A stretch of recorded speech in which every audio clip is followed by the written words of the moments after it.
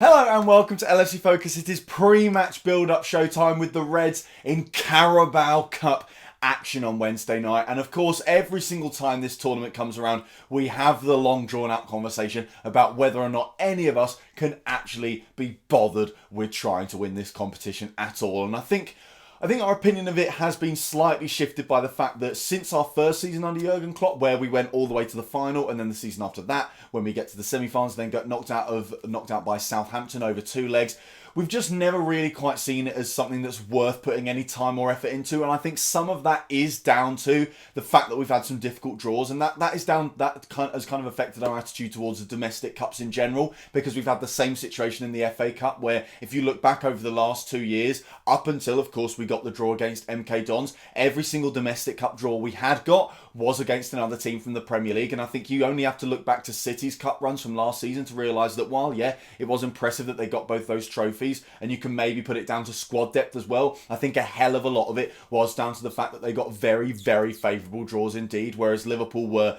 a little bit shafted. I think it's fair to say. I think there was no shame at all in losing to Chelsea in the League Cup, and there was definitely no shame when we had to play a rotated side against Wolves, and they put out pretty much their entire best 11. But I think this season, with the draw being against MK Dons, we've got a real chance to actually take advantage of that and just see how far we get into the competition. And look, if we get into the next round and we draw Man City at the Etihad or something like that, then yeah, we probably will be in a situation where we have to just let the competition go and focus on bigger things like the Premier League and the European Cup. But there is every single chance that we beat MK Dons on Wednesday night, and then we get like Crawley Town in the fourth round, and then we get Swansea in the fifth round, and we just keep on going until it does eventually get to that point. And I think the semi-finals is definitely the stage in the League Cup where teams actually stop and realise, well, actually, you know, there's some silverware on offer here. That's certainly what seems to happen with the big six teams. Up until then, we're obviously going to rotate. We're obviously going to play pretty much an entirely new starting 11 to the one that's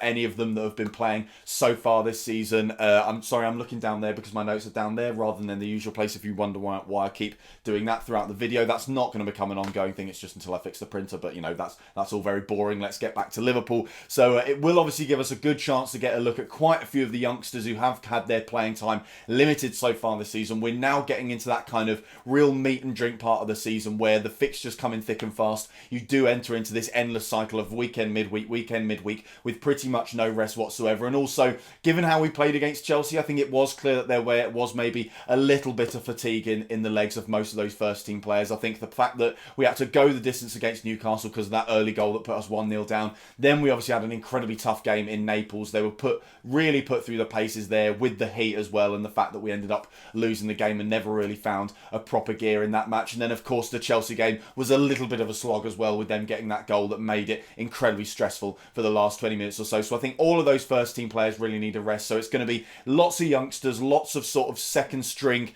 players that we've normally seen on the bench so far this season. I think while it's definitely a good opportunity for us to see these young players and see what they might grow into as Liverpool Football Club players, I'm not entirely sure it's the best experience for them, if I'm being perfectly honest, because I think if you want to break into the Liverpool first team, you've got to play either Premier League or European Cup games. Or if we get to the later stages of the Cups, especially in the FA Cup, then maybe some minutes here or there in those competitions can be useful. But at this early stage, against opposition like MK Dons, they're not really able to actually prove that they can compete at the level required for Liverpool Football Club. I think if you look back at all the players for Liverpool who've kind of made the step up, and for any other Big Six club as well, they've done it through playing minutes in the two big competitions in Europe and in the league. You think about Trent Alexander-Arnold, he got his start in the League Cup games, and you know, obviously any player is going to get their start there, but he made a name for himself by then going on to play the big matches where he really was under the microscope. You look at other players who've done stuff like that. You know, Marcus Rashford for Manchester United was brought in because they had an injury crisis among their forwards, so he had to play the big games. He had to play in the Premier League, play in the Europa League, which for them at the time was a big deal, and that's how he ended up becoming a big player for them, who now plays and starts in most matches for them. So I think if I'm looking at players like Ryan Brewster and thinking about what the future holds for him at Liverpool, while I am excited to see what he might have to offer against MK Dons, I don't think this is going to be a breakthrough match for him or any of the other youngsters, but it certainly gives them a chance chance to prove themselves to the manager, prove that they can deal with the pressures of bigger matches against better opposition under much more pressure, and just it will obviously help to further their career a little bit more, but by no means do I think it will be the huge step up that I think they all need to make their way into the first team. So as for actual team news, we unfortunately found out today that Xherdan Shaqiri is out with a calf muscle injury that he sustained in training, which is obviously a huge blow for him and for us as fans, I think, as well, because we've all been willing Xherdan Shaqiri to get minutes so far this season. It just hasn't quite happened for him. His pre-season was slightly interrupted as well with injuries, so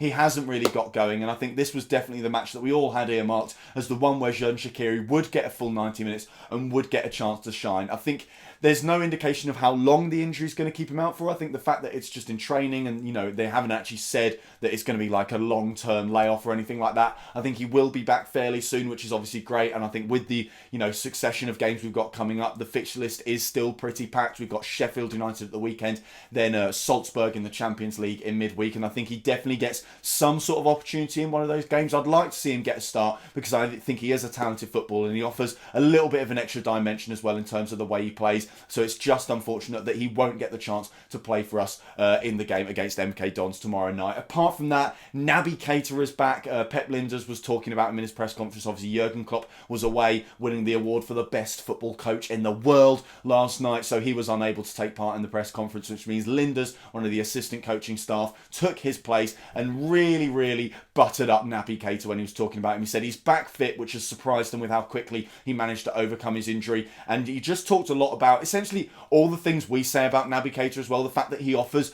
a different dimension to the attack, he gives us a different way of playing, and also he's incredibly unpredictable as well, partially because of course no one really knows what to expect from him yet because he hasn't really played that many games in Liverpool shirt, but also just the way he plays. He's a bit like Sadio Mane in terms of he always seems to be playing on the edge. He always seems like he's just about to lose the ball, but it's always under his spell, and that's a fantastic attribute to have because it's so difficult for defenders to predict what he's going to do next. So obviously he's talked about Naby Keita a lot. Pep Lijnders seems incredibly happy with what he's been offering in training, and it sounds like he's going to get some minutes. He pretty much said that Naby Keita was going to play in this game and that hopefully this will be a real chance for him to show what he's got to offer in a Liverpool shirt. Apart from that, other injury news, Divock Origi is back in training but not with the first team, so that is of course a positive sign, means that he is stepping up his recovery and hopefully won't be laid off for too much longer. But obviously the fact that he's not training with the first team yet, he's just, you know, doing the kind of things where, you know, he gets a one-on-one program where it's just all about him and all about bringing him back from fitness. So positive signs there. We also got positive update from Alisson. I think Lijnders said he might even come back a little bit sooner than we expected. It's something that I've been saying in pretty much every single pre-match video because we always get the Alisson update and it's always the same thing, you know, he's doing well but we're taking our time. So I think even if he does come back within the next week to full training or anything like that, I certainly don't think we're going to risk him before the international break. But it does of course throw up an interesting poser where obviously we have the whole cup goalkeeper policy, and whether or not that means that now with Adrian being technically the first choice goalkeeper while Alisson is out, whether that means, you know, we kind of have to honour the system, and that means that Kevin Kelleher, who is essentially the third choice goalkeeper, now sitting on the bench for Liverpool while Alisson is out, whether or not we bring him in. Lijnders did also talk about a lot of the youngsters. He bigged up Harvey Elliott, talking about how impressive he's been in training. You know, obviously Harvey Elliott, he's only I think 17 years old. It was interesting to see that he was in the away end at Stamford Bridge as well, which is obviously always nice for us to see as fans, that they're not just at the games, they're not just following the team, but they're actively sort of participating in essentially the fan culture as well. So that was great to see. But also Lijnders talked about what he's been doing in training and how he's adapted so well to Liverpool's style, and they've been incredibly impressed with just how well he's made the step up, because obviously up until now he's been training with Fulham, who I think it's fair to say are on a completely different level to Liverpool. That's where he was last season, and it probably wasn't that long ago that he was training with their youth team as well. So to make the step up to join training for the European champions and to impress the coaching staff, and apparently he seems to sort of have a great mental awareness. He's always reading the game perfectly. He seems one step ahead. Apparently he sees the game like a player who's about 28, 29 years old, which is obviously fantastic. You know, if he's got that maturity which belies his years, then that is obviously going to help him massively in terms of trying to forge his way into the Liverpool side, and I think it would be great to see him get a few minutes. He also talked about Ryan Brewster and how it's fantastic to see see him progressing. Obviously, Pep Lijnders worked with Ryan Brewster when he first arrived at the club from Chelsea when he was about 15 or 16 years old. So he's been following his progression through the club, and it's obviously great to have someone on the coaching staff for the first team who is very familiar with the academy players, especially in a situation like this where you'd expect a lot of them to start. So Brewster was getting, a bit of a buttering up from Lijnders as well. He did also talk about Kevin Kelleher, how he's a fantastic goalkeeper, incredibly quick reflexes. Also talked about how great he is with the ball. We haven't really seen that with Liverpool because he hasn't really kicked a ball, but we did see it a little bit with Kelleher away on Ireland duty, where he performs incredibly well under pressure. He can pass and dribble, so all those kind of attributes that we look for from a goalkeeper when we're trying to sort of play it out from the back, and we will occasionally give them the ball in situations where they are going to be closed down. It's something Adrian struggled with a little bit at the start, but has now adapted to, and it sounds like Kelleher is well suited to that style of play as well. So it would be great to see him get a little bit of football as well. It was certainly interesting how Lijnders talked about him and how they were very disappointed that the injury he sustained in pre-season meant he never really got a full run of games there, and they would have liked to have worked with him a little bit more. So maybe they're actually looking at this match and thinking, obviously with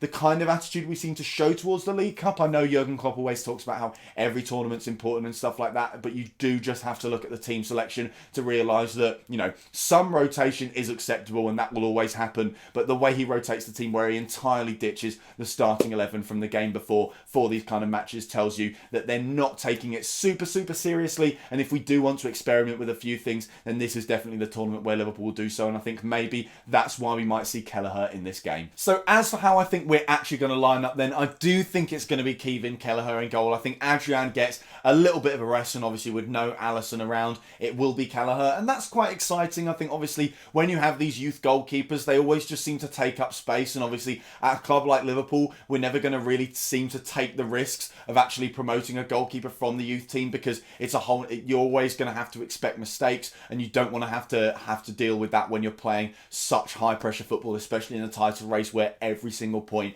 every single goal is going to count between now and the end of the season. So this is probably a once in a lifetime opportunity really for him to get some football in a Liverpool shirt and really show what he's all about. The only other chance he'd really have to show that he's good enough for Liverpool is if he went out on loan or something like that. So I think he will get the start in this game. I think ahead of him, we're going to see wholesale changes across the back line, because pretty much all of them have played pretty much every single minute this season. You look at Robertson and Alexander-Arnold and think they're going to have to, pardon me, find some rest somewhere. So I think they drop out. I think both centre-backs, Matip and Virgil van Dijk, drop out as well. So I think we give some minutes to Dejan Lovren. We give some much-needed minutes to Joe Gomez as well as the centre-back pairing. And I think the full-backs, we've just got to kind of take a bit of a risk here really and play players who are obviously untested but who do need a little bit of game time to show what they can do for Liverpool. I think we go with KEITA, who we're obviously all very excited about. He's a very young player. I think given his physique and size at the moment, the fact that he hasn't fully grown up and filled out yet, it doesn't really make sense to play him at centre-back, even though that's kind of the position that he's been playing a little bit for the under-23s and for the Netherlands Academy as well. And I think that's maybe where we saw his long-term future when we first signed him. But for the moment, I think he's better off playing out at right back, where he's not going to be tested so much physically, and being a brilliant ball-playing player and also being fantastic at bombing forward. He's got the speed, he's got the technique and stuff like that. I don't think he'll suffer too much playing at right back, so I think he goes in at that slot, and I think we go with Yasser Larouci, provided he is fit, and in the left back slot. So like I said, wholesale changes across the back line. And then I think ahead of them in the midfield, again, we're going to change it around completely. I think we go with Lallana in the number 6. I think obviously it's something Jurgen Klopp tried a lot over pre-season. I think he definitely had these sorts of games in mind. Obviously both Henderson, Wijnaldum and Fabinho, the three players that have all kind of played the 6 on a regular basis for Liverpool, all of them played in midfield at the weekend, so you'd expect all of them to get a rest, which means I think Lallana has to come in as the number 6. So I think we play him there. Obviously we're expecting to probably see a lot of the ball. We're probably expecting to dominate possession during this game, so I think having a ball-playing, deep-lying midfielder makes a fair bit of sense, and you just have to hope that he doesn't come under too much pressure in the defensive side of things. And then I think ahead of him,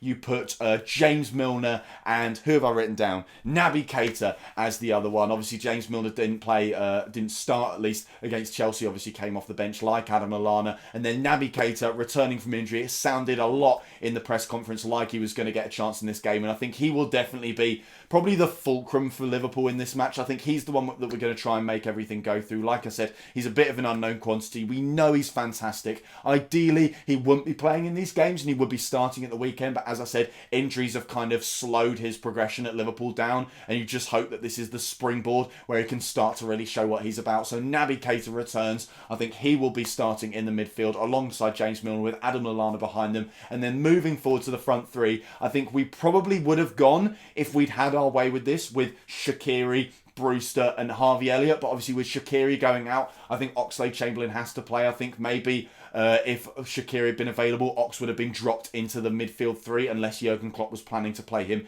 in the weekend game against Sheffield United. But obviously we don't have Xherdan Shaqiri and we are a little bit short on attacking options with the lack of Divock Origi as well. So I think Brewster definitely plays down the middle. Incredibly excited to see what he's got to offer. Harvey Elliott, Linda seems to be talking about him, essentially saying that he's ready to play a game of this magnitude. And then Oxlade-Chamberlain, obviously not in his preferred position. He doesn't tend to perform in that wing role for Liverpool, but you'd hope with this being against, lesser opposition, and if Naby Keita's in the side as well, and James Milner really, they can all do a little bit of interchanging. They can all go out wide and they can all cut inside as well. So hopefully he won't be isolated out in that area where he isn't always super effective for Liverpool. So taking a little look at MK Dons then, and normally when Liverpool play a team that are lower down in the leagues, I don't really have that much to say about them. Normally all I can do is just take a look at their results and where they are on the table and say, oh, they're doing well, or oh, they're doing badly, and well, they lost at the weekend, so they'll be looking to fight back, or they won at the weekend, so maybe they'll be looking to rest some players or something like that. But I actually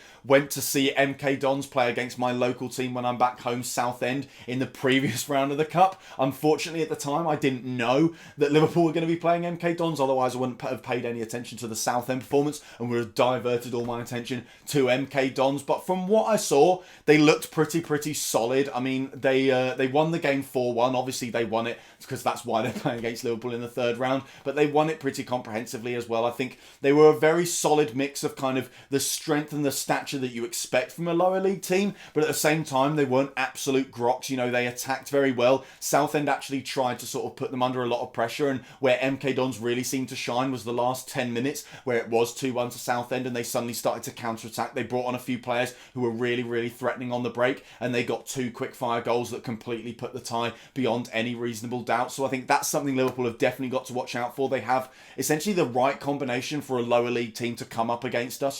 They've got the strength and the stature to deal with us. Obviously, you're hoping that our young players won't struggle to deal with that, and that's the kind of problem that you always seem to have in these types of games, is that you throw the youngsters in because you think the quality is going to be lesser, but if they don't have the physical strength, they're always going to struggle against lower league defences, and MK Dons do seem to have that in spades, and like I said, they're also probably going to threaten us going on the break. So I don't think it's actually going to be a super easy match. Obviously, being away from home, we don't have the home comforts of Anfield, and there will probably be a fantastic atmosphere. A night game when the European champions have come to town. This is essentially a once-in-a-lifetime opportunity for MK Dons to sort of, not lay a marker down. They're always going to be, well, for the foreseeable future, they'll always be a sort of middling League 1, League 2 championship team, but a chance to really give their fans something to celebrate. So, I expect them to play very well, and like I said, they seem purpose-built to beat us, but obviously, I'm not saying that I think MK Dons are going to win. As you know, it's the League Cup and they've changed the rules. So if it is a draw, it will go straight to penalties, which Jurgen Klopp will be incredibly happy with because he absolutely hates wasting players' energy on this tournament, and he hates extra time when he doesn't need to deal with it. He didn't seem too happy about the fact we got it in the Super Cup, and we know how much he doesn't like replays in the FA Cup as well. So, there's every chance it could go to penalties. There's always that element of unpredictability, but I certainly don't think we'll lose in the 90 minutes. And if I was a betting man, then I'd definitely put some money down on Liverpool. And I think the one thing I'm mainly excited for is seeing some of these youngsters. I think that's the strange thing about the League Cup, really. You almost look forward to that more than actually, praying that Liverpool will win. I'd almost trade off, good performances and goals from Harvey Elliott and Brewster, but you say we lose on penalties, than a boring 1-0 win where the goal comes from like a penalty from James Milner or something like that, where it doesn't really feel like we've seen any progress from the youngsters or anything like that. But obviously, at at the end of the day, as I said at the top of the video, we've been given a chance here to progress in the Cup, and we've just got to cross our fingers that we carry on getting a favourable draw. But that is all ahead of us. For now, the focus is on this game, and I reckon Liverpool are going to win it. So that is all for today's video. Thank you guys very, very much for watching. If you did enjoy this video, as always, you know what to do. Hit the like button down there. Hit that subscribe button there if you're new around here. Check out some of the other videos that have been out on the channel over the past few days as well. Don't forget to follow at LFC Focus TV on Twitter, and I'll be back soon with the post-match content after we hopefully beaten MK Dons and made our way into the 4th round of the League Cup. Until then, bye for now.